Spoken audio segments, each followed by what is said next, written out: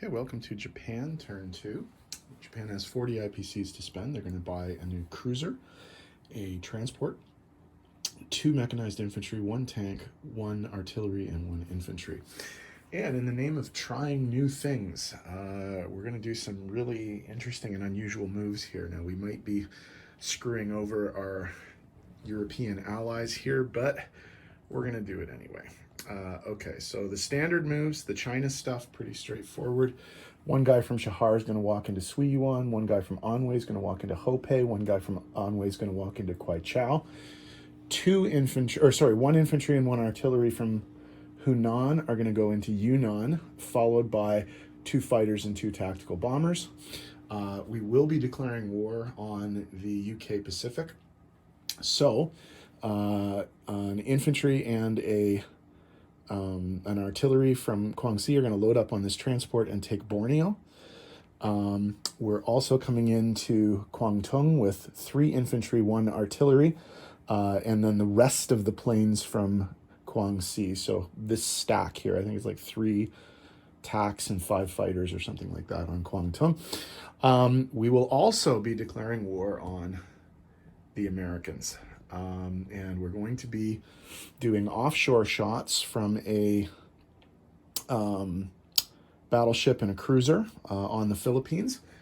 And then up in Japan, we're going to be loading up an infantry and an artillery from Japan and an infantry and a tank from Korea. And they will be coming down to land in the Philippines. The other major thing that's happening, there's 2 infantry being loaded up in Tokyo, and they're going to go take Hawaii. Okay. Also, the infantry and artillery from the Carolines are also going to take Hawaii as well.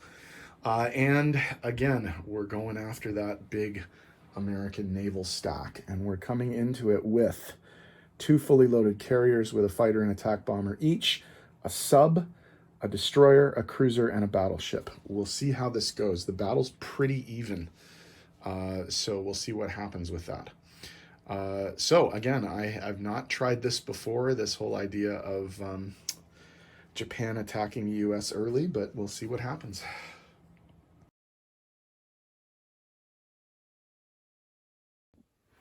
Okay, for the attack on Yunnan, the Japanese are coming in with an infantry and an artillery at 2, 2 fighters at 3, 2 attack bombers at 4.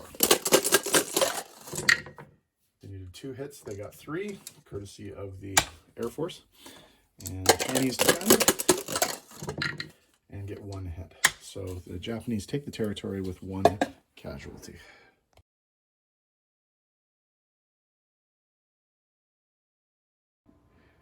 Okay, for the amphibious assault on the Philippines, the Kiyosumi Maru is bringing in infantry and an artillery, and the Bangkok Maru is bringing in infantry and a tank. There will be offshore shots from the Chikuma cruiser and the Hyuga battleship, and then of course 2 strat bombers. So we have a 1 and a 3, 2 2s, a 3 and a 4 for the offshores, and 2 4s for the bombers. Plenty of hits. 2, 4, 5 hits. They only needed 2, so the territory will be taken. We'll just see how the Americans defend. They do not. So Japan takes the territory with no casualties.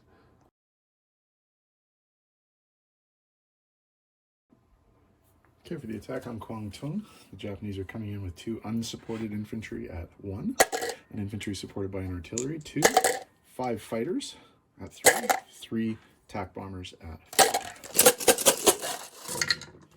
Plenty, 2, 4, 5 hits. They only needed 2, so a little bit of overkill there, but better safe than sorry. Brits defend and do not take any Japanese casualties.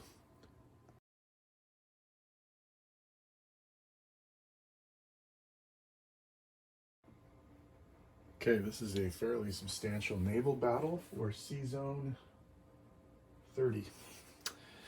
And let's see what we got here. So the Japanese are coming in with 2 aircraft carriers, the Akagi and the Soryu, which have a complement of 1 fighter and 1 attack bomber each.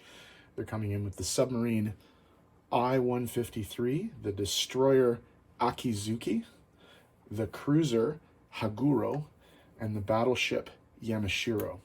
The Americans are defending with 2 transports, the SS Brown Victory and the SS Nathaniel Courier, a submarine, SS-197 Seawolf, a fully loaded carrier, the USS Saratoga with 2 fighters, 2 destroyers, the USS Reed and the USS Clark, 2 cruisers, the USS Indianapolis and the USS San Francisco, and a battleship, the USS Indiana.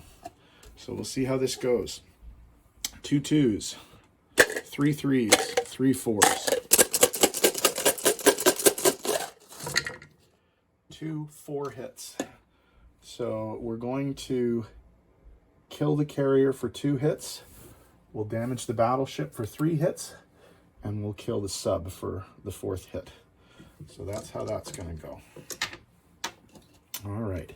So they have a 1 for the sub, a 2 for the carrier, 2 2s for the destroyers, 2 3s for the cruisers, and 3 4s for the battleship and 2 fighters. 2 4 5 hits. Okay, so we are going to completely kill 1 carrier for 2, damage the battleship for 3,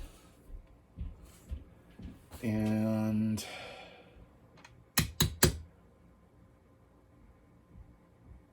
kill a sub and a attack bomber.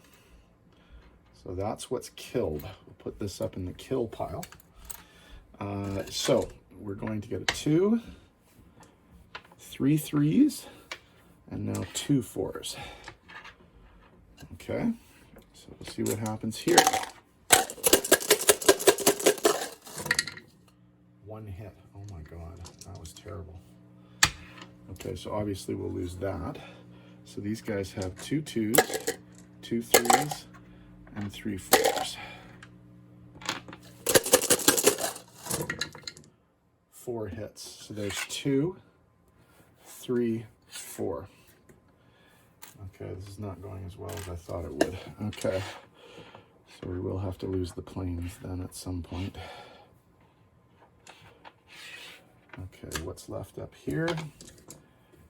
2, 2 3s, and 3 4s. I don't think this is going to go well.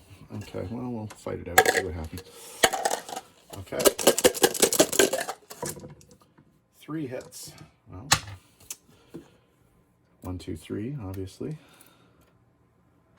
Okay, and we got this left. 2 4 5. 2 4, yeah, that's everything. Okay, so the Americans do survive, but most of their navy is wiped out. They're left with 1 damaged battleship.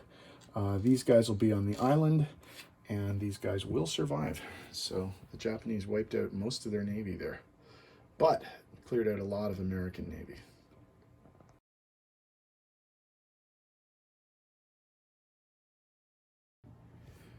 Okay, let's do some non-combat for the Japanese. This destroyer in Sea Zone 36 is going to come down to 43 and support this transport.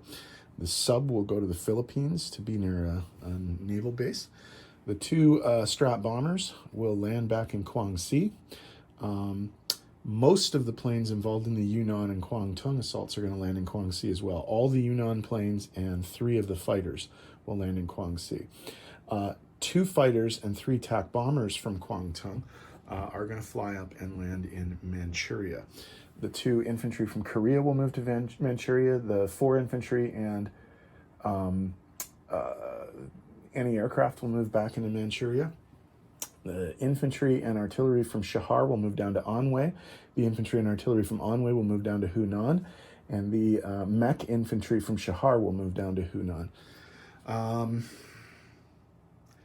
I think that's it. I was actually going to move that entire navy to Hawaii, but there's too much American navy left, and they would just be sacrificed or destroyed. So I think that these transports are toast, and they might take Hawaii back relatively quickly.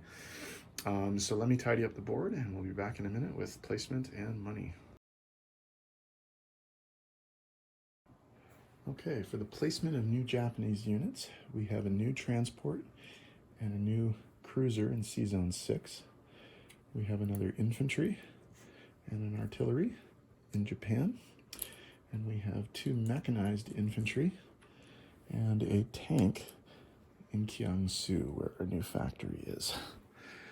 Okay, so let's adjust the board in terms of income.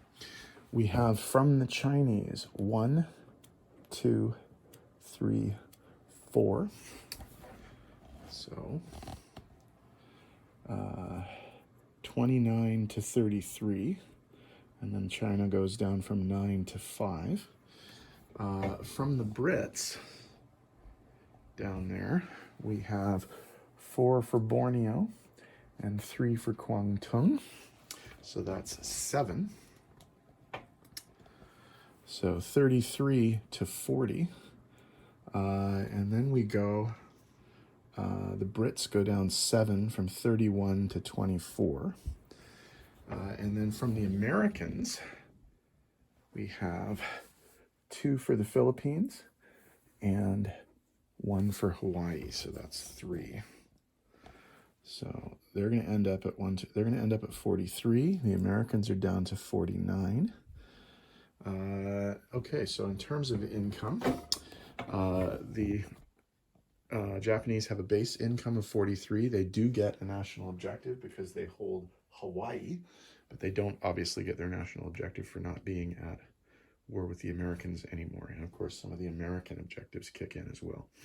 So UK Europe is up next. We will see what they do over here, how they respond to that thrashing of their navy, if they do anything there. So we'll see, I guess.